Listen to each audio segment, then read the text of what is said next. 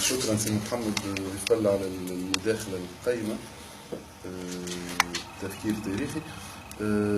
أحيل الكلمة إلى الأستاذة ليلى حاج عمر باش تقرأ. معناها نحن زاد ثمنا منذ البداية أنه تكون المجموعة مجتمع مش حول عنوان الزراع فقط، ولكن حول مجموعة مبادئ تكون موجودة في شكل نص مؤسس، نوع من المانيفست أرضية بالضبط، وهو اسمه أرضية الزراع سميه. فهو نص مفتوح معناها مقترح يقولوا، مازال معناها ينتظر ممكن ديزابور اخرين واثراء. فالنص مفتوح ممكن تقرا. شكرا سيدة، شكرا سي محمد، وحييك سي محمد، مرحبا بكم جميعا. أرضية الزراع هي كانت نتيجة محاورات مطولة قمنا بها مع الأصدقاء حول الجريدة، وتقريبا تختزل فلسفة الجريدة كما نراها كما نتصورها. أرضية الزراع في مناخ الحرية وتشبثا بها كأحد المكاسب التي تحققت في بلادنا خلال السنوات القليلة الماضية. اجتمع عدد من المثقفين حول مشروع جريدة رأي حر إلكترونية أطلقوا عليها من الأسماء الزراع، وهم يعملون على تحويلها من فضاء للتعبير إلى منصة متنوعة الاختصاصات والنشاطات تهيئ لتشكل تيار قيمي ثقافي يقوم على احترام التعدد وحق الآخر في التفكير والتعبير وقدسية كرامة الفرد وحقوقه المشروعة. وحينئذ فالزراع هي إحدى ثمار الثورة التي عرفتها بلادنا، والتي سمحت لنا بأن نلتقي ونتحرك ونبادر، ويتوجب علينا تبعا لذلك الشروع في مسار البناء.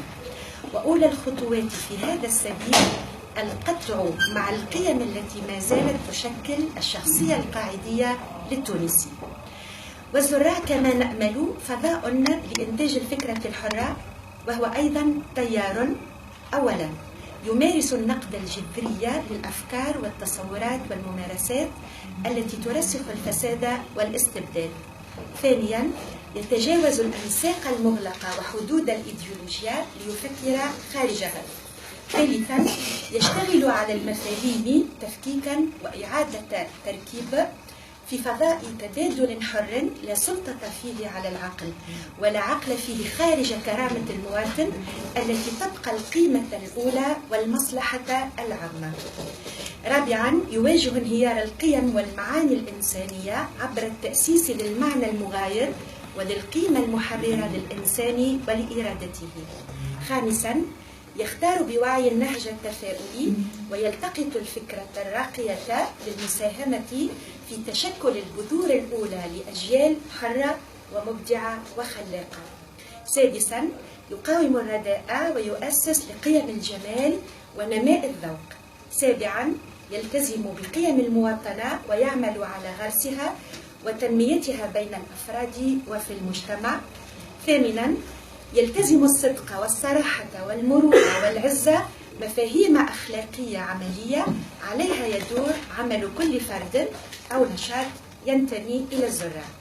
الزراع إذن التزام فكري أخلاقي سلوكي بثورة قيم وبتطلعاتها في بناء مواطن المستقبل الحر والفاعل والقادر.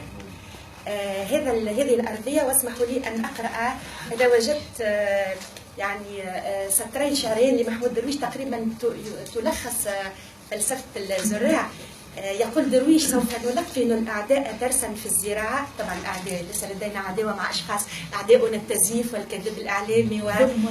سوف نلقن الأعداء درسا في الزراعة، مش نوليو فلاحة معناتها. وانبثاق الماء من حجر، سنزرع فلفلا في خوذة الجندي، نزرع حنطة في كل منحدر، لأن القمح أكبر من حدود الإمبراطورية الحمقاء في كل العصور. سنقتفي عادات موتانا ونغسل فضة الأشجار من صدأ السنين. يعني وجدت يعني بيد درويش حبيت هذه حتى الاصدقاء في البرنامج.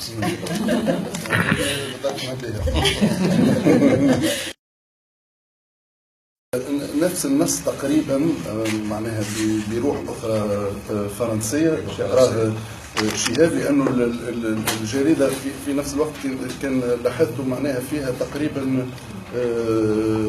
توازن بين اللغتين، معناها عندنا عدد كبير يكتبوا باللغه الفرنسيه من غير استلاب للغه الفرنسيه، معناها بعضنا يدرس الادب الفرنسي ولا الفلسفه باللغه الفرنسيه على ف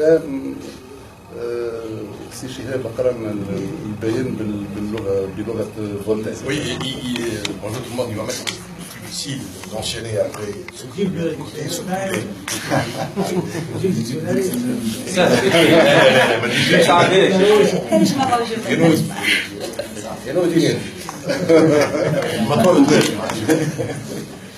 Donc, l'IPES est très bien représenté ici d'ailleurs, avec mes deux collègues, Salim Lafif et Sissa Berjmei, que je remercie, qui ont collaboré avec nous dans les expériences précédentes, qui continuent à le faire, et dont l'apport est extrêmement précieux. Avant de vous lire ce texte, je voudrais revenir un peu sur nos collaborateurs étrangers, qui ne sont pas ici bien évidemment, parce que la plupart d'entre eux sont argentins, vénézuéliens, brésiliens, etc., avec quelques Français. Nous avons une collaboration très active avec des réseaux étrangers, vous l'avez compris, sud-américains pour la plupart et français.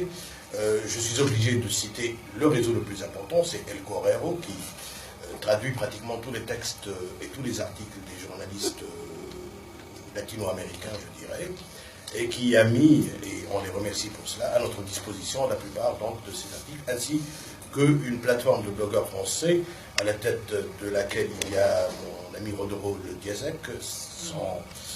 Sa plateforme, c'est Caillou dans le brouillard, exactement.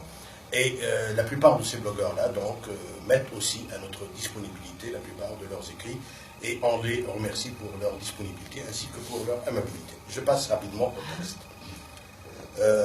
qui n'est pas exactement une traduction littérale de celui-ci, parce que je me suis permis quand même quelques libertés, je vous le dis dès à présent. Voilà.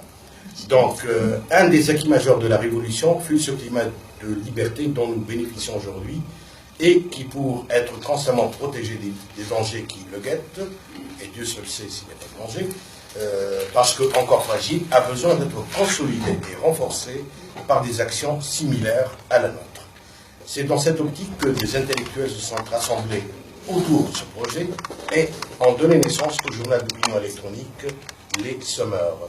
Les Semeurs se veut une contribution au débat démocratique. C'est donc un espace ouvert à la diversité d'opinions et d'expression.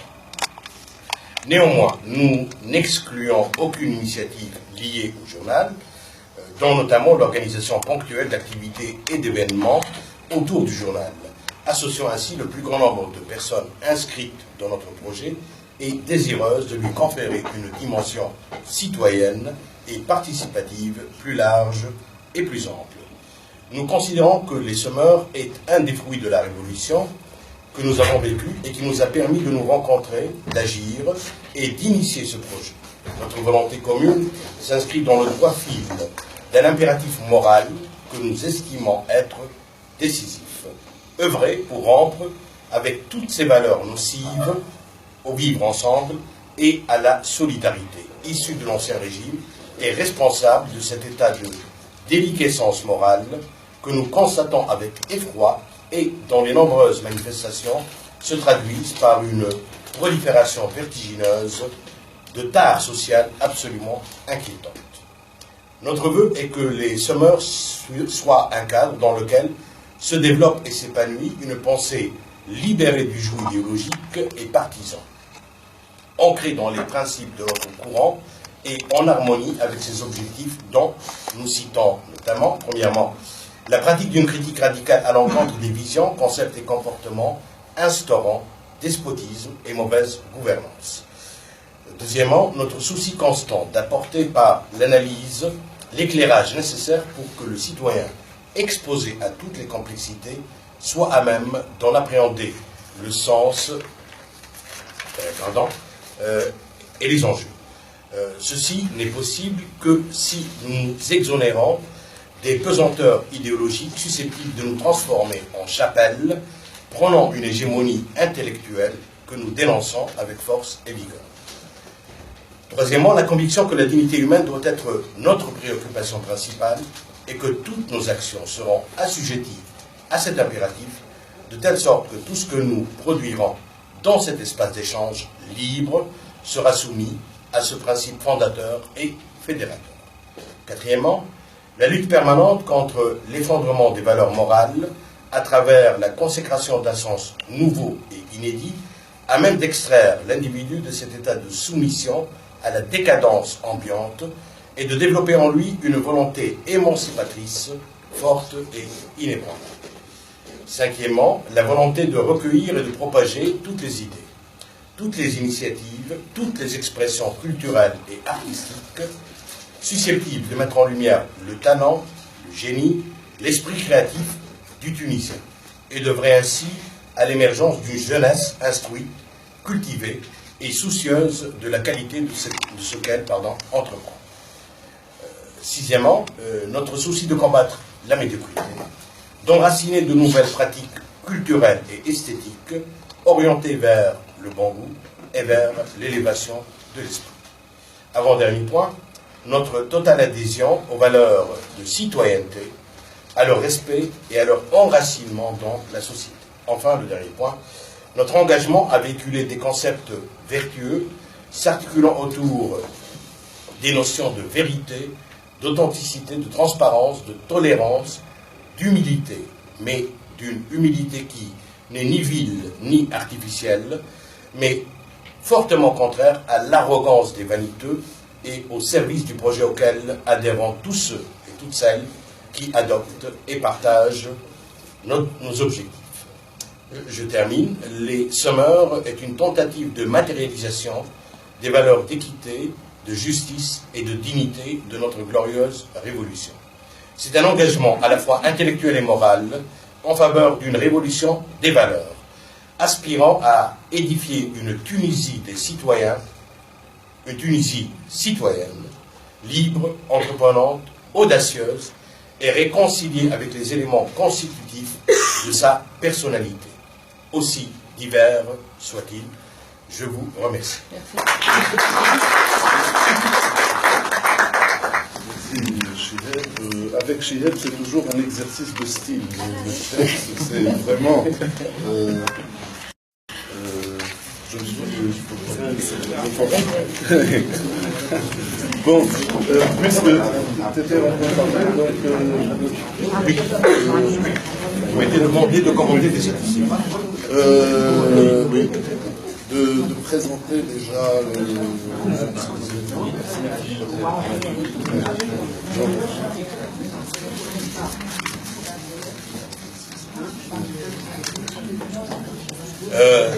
donc, juste pour parler un peu quand même de ce qui constitue le socle des Summers, de toutes les personnes qui contribuent, et je tiens à le souligner bénévolement, et je les remercie tous et toutes, bien évidemment, pour cette volonté commune que nous avons de construire et d'édifier une Tunisie fondée aussi sur le don de soi, sur la gratuité, sur le geste militant qui n'attend pas en retour quoi que ce soit. D'ailleurs, je tiens à l'affirmer ici en présence de tout le monde, nous sommes très fiers et très orgueilleux de notre indépendance et nous combattrons férocement pour que cette indépendance persiste. Nous ne sommes pas prêts à nous soumettre à quiconque, nous ne sommes pas soumis avant et nous ne nous soumettrons pas aujourd'hui, pour que cela soit clair. Donc, هي التحرير الشيخ بوليد ليلى حاج عموري سي سعيد جدوبي عايده بن كريم ولكن موجوده في الفاكس وتعتذر وما تنجمش تحضر معنا وسي محمد الفن. سي une direction collégiale bien sûr ما فماش لا مدير لا سكرتير لا حتى شيء. وبما انه باش نحاول على الكلام هذا بالنسبه لنا المجموعه كلها هي الزراعه، فما حتى حد يقود في الزراعه ولا مدير بتاع الزراعه ولا اي انسان يحب يكتب وينخرط في المشروع هذا يتفضل ومرحبا به وننشره، فما حتى مشكله من الناحيه هذه. دونك كتاب الزراعه العدد نتاعهم كبير، Saïd Koubina Kanouni, en 3 mois, nous avons atteint un chiffre incroyable, c'est-à-dire que nous sommes pratiquement à 700 articles. عدد كبير كلهم أصدقاء وزملاء وأحباء وناس بيناتنا عشرة وما وملح. نشكرهم الكل. القائمة قدامكم يسامحونا جوست سالي ولكن ندلع عليهم خاطر 10 سنين سي صابر اللي الاسامي نتاعهم ما نعرفش كيفاش ما تحطوش، ولكن هما من العرس نتاع الزراعه ولهذا ولاد الدار وبلوس ولاد العائله. فيما يخص القائمه نتاع الاجانب دونك قائمه طويله يعني قلت لي جلهم من امريكا اللاتينيه وفسرت علاش قبيله، وناس اللي منخرطين في نفس المشروع نتاعنا عندهم نفس الافكار نتاعنا ويحملوا نفس القيم نتاعنا، ولهذا كانوا مسؤولين باش يتعاملوا معنا ونشكر الجديه نتاعهم، وخاصه باش نرجع للكلام اللي قلته قبيله ils le font d'une manière tout à fait bénévole et en consécration juste de leurs valeurs et d'un sillon qu'ils veulent creuser avec nous. ولهذا نشكرهم على هذا اللي جلهم جامعيين وجلهم عندهم تبارك الله التاريخ وراهم نضالي في امريكا اللاتينيه وتعرفوا اجواء امريكا اللاتينيه وكل شيء، ولهذا نشكرهم الكل ونشكر زاد دونك رودو لو ديزيك كو جي سيتي تالور اللي الحق يمدنا بكل المقالات في كل وقت ويتعامل معنا بكل صداقه وبكل واحد. هذا فيما يخص دونك وي جيم بيان بارلي هذه كلمه كملت يا ودي دقيقه يا ودي نفسر هذوما اللي مانيش نقرر باش نفسر عندك درج مازال. Donc, vous avez ici des graphiques. Il m'a été demandé de les interpréter, de les illustrer, etc. Juste, on est choisi comme je dis. Donc, Zola a une spécificité, c'est que c'est un journal qui est lu pratiquement dans tous les pays du monde. Bon, naturellement, avec les chiffres statistiquement, notre lectorat de base est plutôt bien, ça va être le mien. 30% مفرقين على العالم الكل. Ça, on n'a pas encore touché, je viens de le remarquer, le Groenland. Ainsi que Papouasie, je crois, les îles Caïmans. Papouasie, Nouvelle-Guinée. مانيش فاهم كيفاش الشين يقراو فينا ونحكي. نتصور اللي فما جانب فرانكوفوني موجودة. مش كونيكسيون. Voilà. On est seul. Alors, nous sommes, parce que je suis censé réactualiser un peu les chiffres et j'estime que c'est un élément d'orgueil pour tout le monde. Nous avons atteint aujourd'hui les 23 000 lecteurs. Donc, au bout de 3 mois d'existence pour un journal qui n'a derrière lui personne, qui n'est soutenu par personne, واللي عمل على الاسماء الموجوده فيه باش ينجم. Donc nous avons atteint quand même un chiffre assez honorable, je dois dire. Et nous comptons d'ailleurs le multiplier rapidement.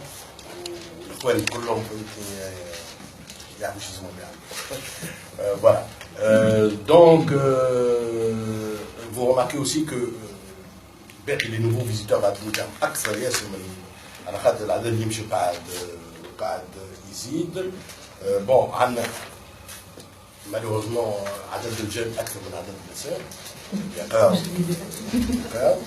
Bon, ça se comprend aussi. Oh, déjà, c'est un miracle.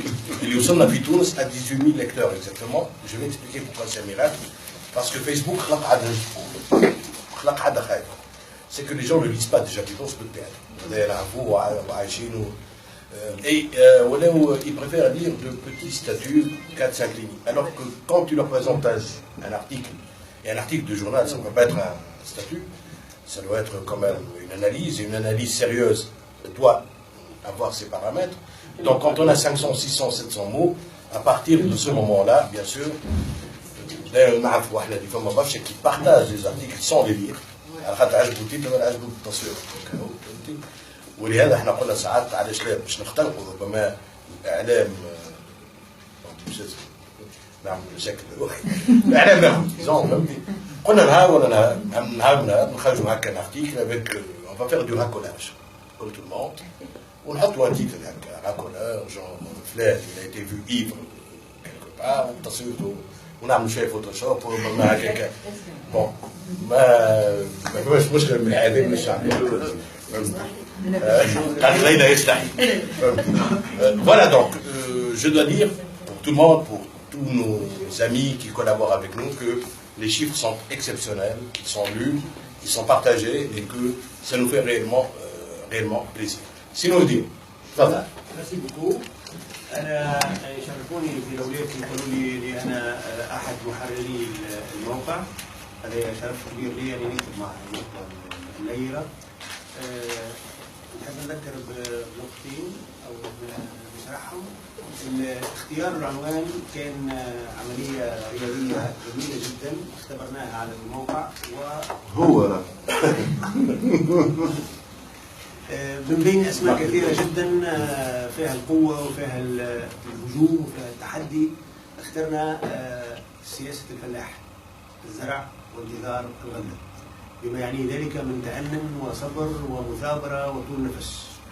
لدي اختيار تم على أساس قراءة عملناها مع بعضنا مش أنا وقراءة لمن نسميهم النخبة، ورأينا أنها مقسومة قسمين. نخبة القراءة الإدارية والبولوات ليسونس سميناها النخبة المستعجلة. هذه قفزت على الانتخابات 2011 حتى واحد القوائم المستقلة وعاودتها في 2014 ويمكن تعودها في 2019 وكلما كانت هناك فرصة نعتقد أن هذه النخبة ستظل هناك دائما موجودة لتقفز على الفرص ذات الغنيمة المادية السريعة. هي لا تفكر فقط إلا في فردانيتها ومنافعها ومغانمها الخاصة، وهذه تقريبا هي اللي قرصنت الثورة منذ البداية لحد الآن، يعني أفردتها من كثير من مضامينها ومشيت في الإضرابات ومشيت في الاحتجاجات الأنانية القطاعية المهنية الساعات المخالفة لكل الأخلاق وكل التشاريع وكل قواعد التعايش في بلاد واحدة. وتتذكر الطلبة كيف يرفضوا باش يمشوا مثلا في بلاد في الأرياف وفي المناطق الصغيرة اللي هي ضعيفة ما يلقاوش فيها رسالة كبيرة. النخبة المستعجلة لابد أن تقابلها نخبة متأنية اللي هي تعرف ان الثورات ماهيش نهار وماهيش جمعه وماهيش شهر وماهيش عام، وانما الثورات مسارات ماهيش احداث.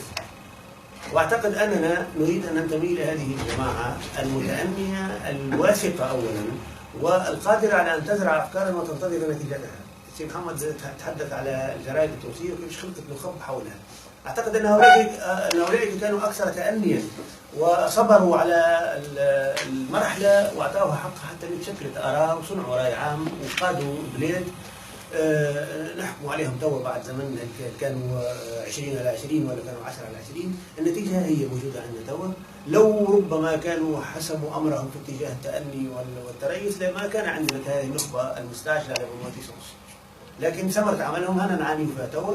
ونحن لدينا رغبة في أن نكون النخبة المتأنية نخبة بالمعنى الإيجابي، ولا لأن توا أنا وليت نضمنها معنى سلبي من النخبة هذه. ما نحبش نقول مستحضر لغة شيطاني الخاصة بي، ولكن على كل حال أعتقد أننا أمام مشروع واعد أخلاقيا أولا، فكريا ثانيا، ونظريا ثالثا. ونتمنى ان نتحلى نحن ايضا بالصبر، لان احيانا عندما نرى ارقام ونرى الناس تبارتاج ما تقراش وننشر مقالات طويله وما تقراش نحسوا بالقلق. والمقال اللي تنشر تضرب فيه ساعتين وثلاثه باش تكتبه يجي واحد يحط لك رائع هائل جام وبرافو، تحس جامل فيه كل قاعد يقرا، والمجامله حلوه ولكن ايضا القرايه احلى. لو كان واحد يحط مقال ويتلقى عليه الانتقاد حقيقي وشديد يكون افضل. ان شاء الله نصبروا مرحله اعتقد في حاجه الى هذه النوع من الكتابه وهذا النوع من النخبه المتأنيه. مازلت مصر على كلمه التأني والصبر. اذا افلحنا في ذلك لمده سنتين، اقول لمده سنتين يبقى الموقع في حاله صعود وفي حاله توسع، اعتقد ان التيار الفكري لا اقول السياسي، التيار الفكري سيولد ويتشكل ويرى الضوء، ربما في جريده ورقيه، ربما في موقع اعلامي اكثر قدره على التاثير، ولكن النية موجودة والعزيمة موجودة. ونريد من كل الأصدقاء أن يتعاونوا معنا كما قال ابن شهاب وقال الولاد الكل. هذا المكان مفتوح، ما عندوش سور إلا السور الأخلاقي اللي يمنع النخب المستعجلة أن تبتعد عنا وتتركنا في سلام.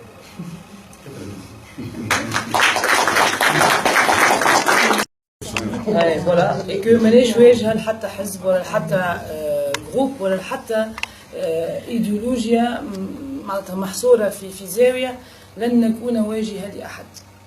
فوالا que ça soit clair pour qu'on ne soit pas étiqueté تابعين فلان ولا فلان. l'état technique, si j'ose faire la remarque, vous pouvez demander des services de jeunes pour les payer symboliquement. Bon, mais ils sont très. Il y a des jeunes qui savent y faire, sans pour autant être très exigeants à point de vue rémunération. Il y a beaucoup de volontaires. ان شاء الله نحن هذا في القاعد نمشي الشيء هذا ومن على خاطر فريمون كما قال شهاب قاعدين نخدموا بطريقه معناها عفويه وفولونتير معناها تطوعيه دونك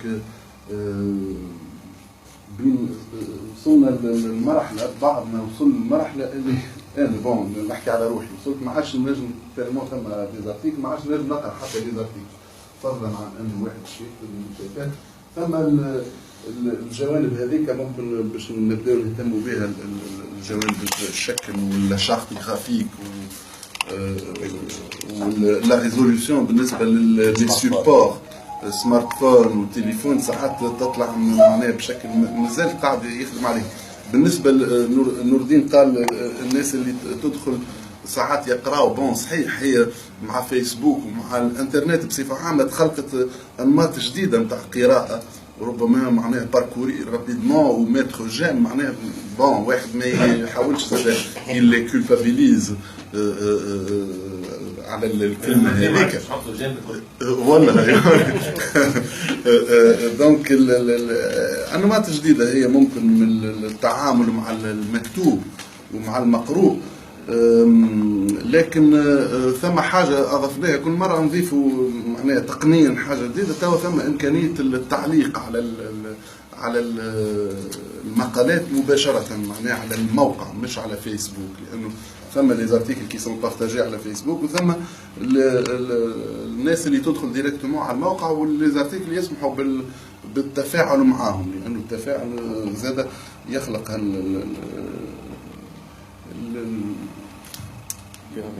ديناميكية انقذني.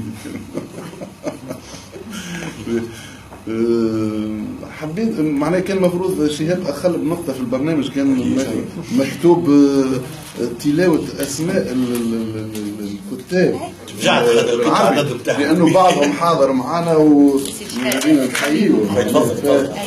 ثم الاخت احلام نجاح ما عرفتش العربي بلال بعضهم ما همش في تونس. العربي بلال ام شادي نجاة الغديري ما هيش معنا اليوم. الازهر سقري علي بوراوي موجود في فرنسا. انور الغربي من سويسرا لكنه موجود مرحبا بك سي انور. كريم البوعلي طيب الجوادي كاتب قصة رائعة معناها. نضال السالمي والدهنية فوالا نضال السالمي موجود في القيروان معناها. الكتاب أيضا منتشرين راهو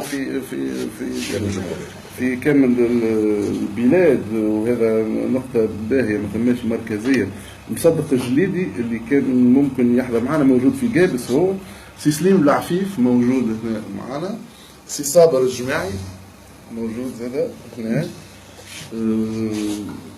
سي عثمان عشي في الخليج في السعودية. إلا ألفة الهلالي موجودة هنا معنا. سي وليد البهتي مش بعيد عليها. سي وليد يا ولدي ابو يعقوب سي عزيز كرداشي في مصر الله بالتحديد في جمهورية كسكاس. سي مراد عروس في رئيس موجود في الكويت.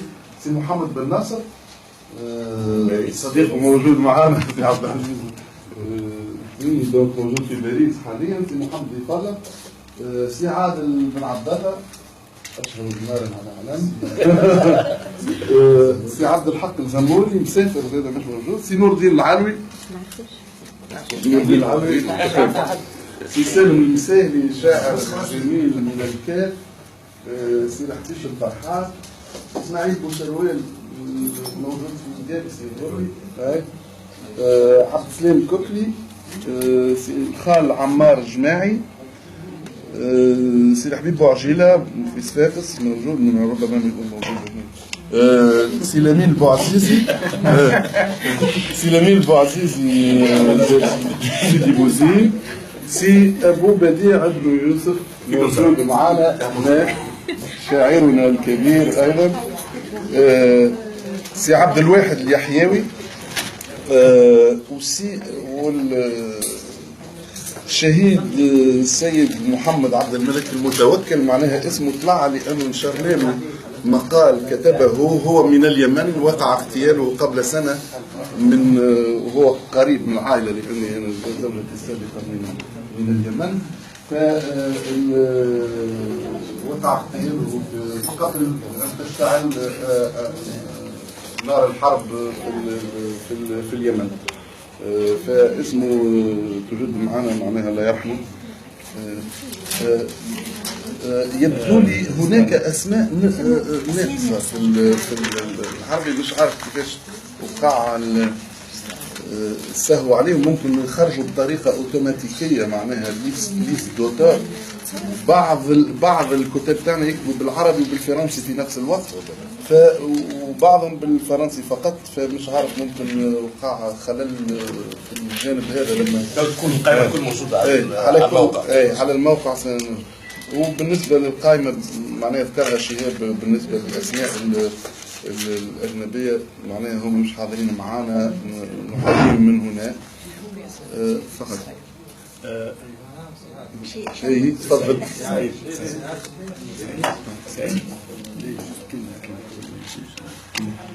بدك قبل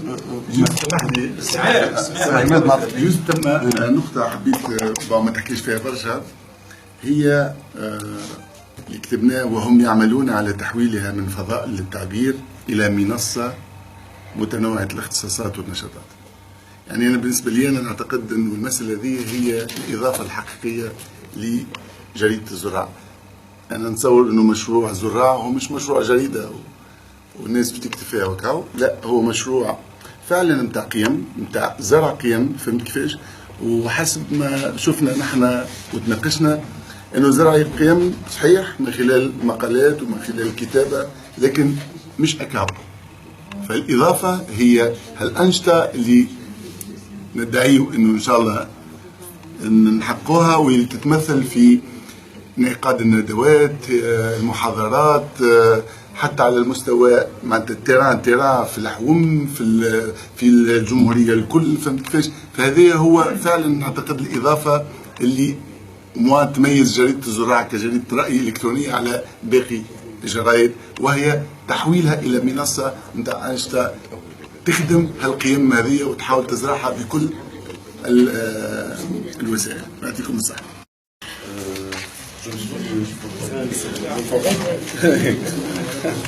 Bon, puisque tu étais rencontré, donc vous m'avez demandé de commenter des statistiques.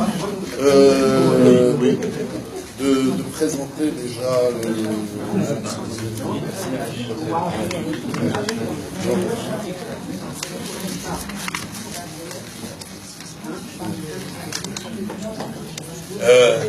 donc, juste pour parler un peu quand même de ce qui constitue le socle des semeurs, de toutes les personnes qui contribuent, et je tiens à le souligner bénévolement, et je les remercie tous et toutes, bien évidemment, pour cette volonté commune que nous avons de construire et d'édifier une Tunisie fondée aussi sur le don de soi, sur la gratuité, sur le geste militant qui n'attend pas en retour quoi que ce soit. D'ailleurs, je tiens à l'affirmer ici en présence de tout le monde. Nous sommes très fiers et très orgueilleux de notre indépendance et nous combattrons férocement pour que cette indépendance persiste. Nous ne sommes pas prêts à nous soumettre à quiconque, nous ne sommes pas soumis avant et nous ne nous soumettrons pas aujourd'hui, pour que cela soit clair. Donc, Aïd Tahir, Cheikh Boulid, Leïla Hajwamouni, Si Saïd Djadoubi, عايده بن كريم ولكن موجوده في صفاقس وتعتذر وما تنجمش تحضر معنا وسي محمد الفن. سي une direction collégiale bien sûr ما فماش لا مدير لا سكرتير لا حتى شيء. وبما ان باش نحافظ على الكلام هذا بالنسبه لنا المجموعه كلها هي الزراع، فما حتى حد يقود في الزراع ولا مدير بتاع الزراع ولا اي انسان يحب يكتب وينخرط في المشروع هذا يتفضل ومرحبا به وننشره، فما حتى مشكله من الناحيه هذه. دونك كتاب الزراع العدد نتاعهم كبير.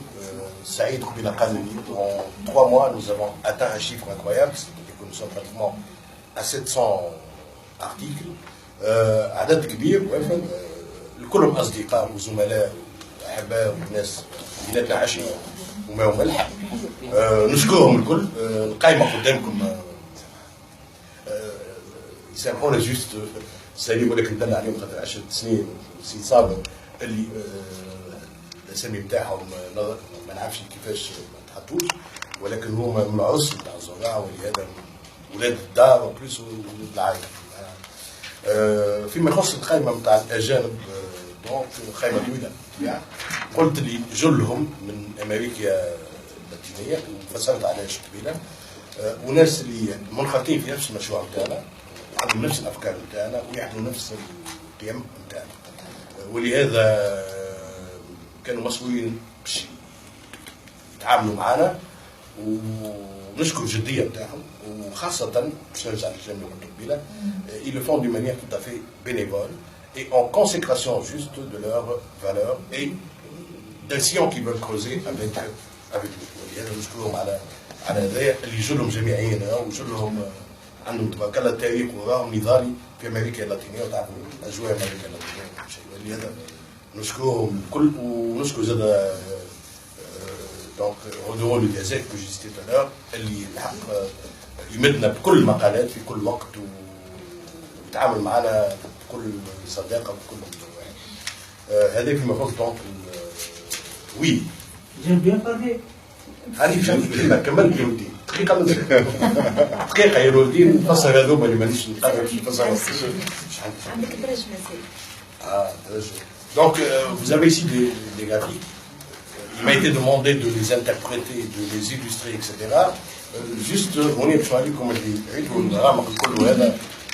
Donc, Zola a une spécificité, c'est que c'est un journal qui est lu pratiquement dans tous les pays du monde. Bon, naturellement, avec les chiffres statistiquement, notre lectorat de base est plutôt bien, ça va être le mien. 30% مفرقين على العالم الكل. Ça, on n'a pas encore touché, je viens de le remarquer, le Groenland. Ainsi que Papouasie, je crois, les îles Caïmans. Papouasie, Nouvelle-Guinée. مانيش فاهم كيفاش الشين يقراو فينا ولكن نتصور اللي فما جانب فرانكوفونية موجودة هذا. مش كونيكسيون. Voilà. هنا ثلج وبرد ومازالوا موجود. Alors, nous sommes, parce que je suis censé réactualiser un peu les chiffres et j'estime que c'est un élément d'orgueil pour tout le monde. Nous avons atteint aujourd'hui les 23 000 lecteurs. Donc au bout de 3 mois d'existence pour un journal qui n'a derrière lui personne, qui n'est soutenu par personne, واللي عمل على الأسماء الموجودة فيه باش ينجم. Donc nous avons atteint quand même un chiffre assez honorable, je dois dire. Et nous comptons d'ailleurs le multiplier rapidement.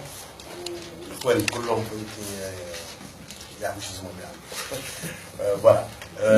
Donc, vous remarquez aussi que les nouveaux visiteurs à Toulouse, أكثر ياسر من على خاطر العدد اللي يمشي قاعد يزيد.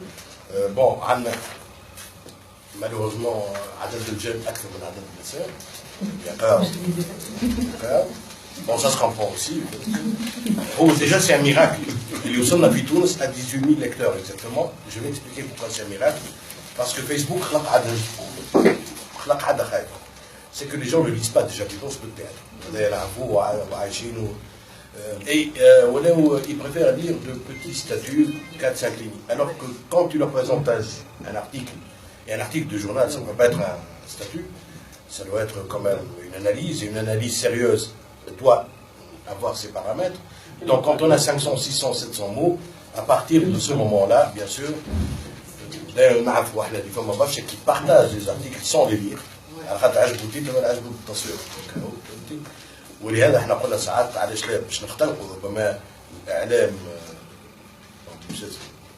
نعمل مشاكل الاعلام ناخذ فهمتي قلنا نهار نخرجوا هكا ارتيكل افيك اون فا فير دو هاكولاج كل تو الموند ونحطوا ان تيتر هكا هاكولاج جون فلان il a été vu ivre quelque part وتصويرته ونعمل شويه فوتوشوب وربما هكاك بون ما فيهاش مشكل من العذاب من الشعب Voilà donc, je dois dire pour tout le monde, pour tous nos amis qui collaborent avec nous, que les chiffres sont exceptionnels, qu'ils sont lus, ils sont partagés et que ça nous fait réellement plaisir. Sinon, dire. Voilà. Merci beaucoup. أنا يشرفوني في دولتي يقولوا لي أنا أحد محرري الموقع. هذا شرف كبير لي أني نكتب مع النقطة النيرة. نحب نذكر بنقطتين او بشرحهم. اختيار العنوان كان عمليه رياضيه جميله جدا اختبرناها على الموقع هو من بين اسماء كثيره جدا فيها القوه وفيها الهجوم وفيها التحدي اخترنا سياسه الفلاح، الزرع والجذار الغله، بما يعني ذلك من تأنن وصبر ومثابرة وطول نفس. لديها اختيار تم على أساس قراءة عملناها مع بعضنا مش أنا وقراءة لمن نسميهم النخبة، ورأينا أنها مقسومة قسمين صراحة. نخبة الكراهة الإدارية والبولواتيسونس سميناها النخبة المستعجلة. هذه قفزت على الانتخابات 2011 حتى واحد القوائم المستقلة وعاودتها في 2014 ويمكن تعودها في 2019 وكلما كانت هناك فرصة نعتقد أن هذه النخبة ستظل هناك دائما موجودة لتقفز على الفرص ذات الغنيمة المادية السريعة.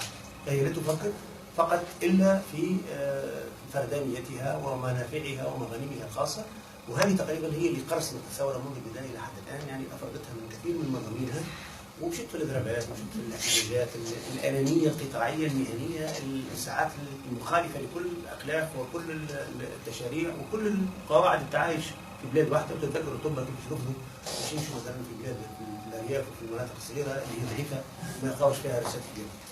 النخبه المستعجله لابد ان تقابلها نخبه متأنيه اللي هي تعرف اللي الثورات ماهيش نهار وماهيش جمعه وماهيش شهر وماهيش عام، وانما الثورات مسارات ماهيش احداث. واعتقد اننا نريد ان ننتمي الى هذه الجماعه المتأنيه الواثقه اولا والقادره على ان تزرع افكارا وتنتظر نتيجتها. السي محمد تحدث الجرائد التونسيه وكيفاش خلقت نخب حولها.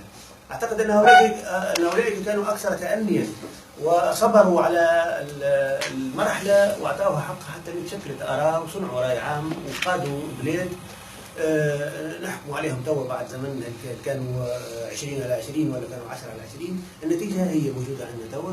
لو ربما كانوا حسموا امرهم في اتجاه التأني والتريث لما كان عندنا هذه النخبه المستعجله على بولواتيسونس، لكن ثمره عملهم هنا نعاني فيها توا. ونحن لدينا رغبه في ان نكون النخبه المتأنيه نخبه بالمعنى الايجابي، ولا لان توا انا وليت نضمنها معنى سلبي من النخبه هذه. نقول مستحضر لغه شيطاني خاصه بي، ولكن على كل حال اعتقد اننا امام مشروع واعد اخلاقيا اولا، فكريا ثانيا، ونضاليا ثالثا. ونتمنى ان نتحلى نحن ايضا بالصبر، لان احيانا عندما نرى ارقام ونرى الناس تبارتاج ما تقراش وننشر مقالات طويله وما تقراش نحس بالقلق. والمقال اللي تنشر تضرب فيه ساعتين وثلاثه باش تكتبه يجي واحد يحط لك رائع هائل جام وبرافو، تحس جامل فيه كل قاعد يقرا، والمجامله حلوه ولكن ايضا القرايه احلى. لو كان واحد يحط مقال ويتلقى عليه الانتقاد حقيقي وشديد يكون افضل. ان شاء الله نصبروا مرحله اعتقد في حاجه الى هذه النوع من الكتابه وهذا النوع من النخبه المتأنيه. مازلت مصر على كلمه التأني والصبر. اذا افلحنا في ذلك لمده سنتين، اقول لمده سنتين يبقى الموقع في حاله صعود وفي حاله توسع، اعتقد ان التيار الفكري لا اقول السياسي، التيار الفكري سيولد ويتشكل ويرى الضوء ربما في جريدة ورقية، ربما في موقع إعلامي أكثر قدرة على التأثير، ولكن النية موجودة والعزيمة موجودة، ونريد من كل الأصدقاء أن يتعاونوا معنا كما قال ابن شهاب وقال الأولاد الكل. هذا المكان مفتوح، ما عندوش سور إلا السور الأخلاقي اللي يمنع الخب المستعجلة أن تبتعد عنا وتتركنا في سلام. شكرا.